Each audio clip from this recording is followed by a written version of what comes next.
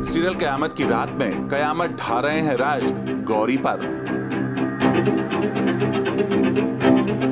जी हाँ, अब राज बन गए हैं कलासुर, तो गौरी को माता रानी के सामने मत्था टेकना ही होगा, क्योंकि बुराई को अच्छाई से ही खत्म कर सकते हैं।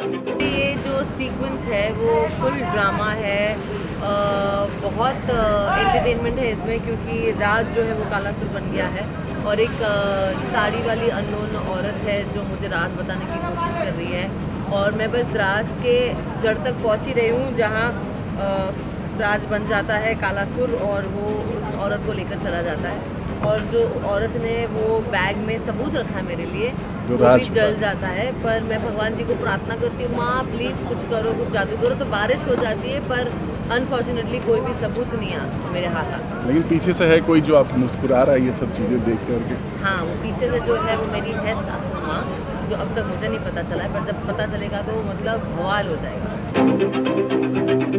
आज गौरी माता रानी के सामने प्रार्थना कर रही है, वहीं दूर खड़ी उमा मुस्कुरा रही है, क्योंकि गौरी को नहीं पता है कि जंगल में कहां चले गए हैं राज सावित्री को मारने के लिए।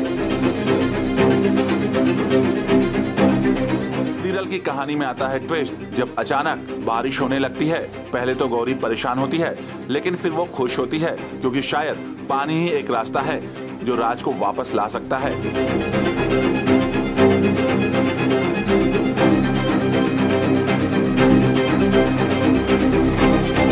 उधर कलासुर बने राज अपनी शक्ति से जला देते हैं एक और राज, जिसकी वजह से गौरी हो रही है परेशान।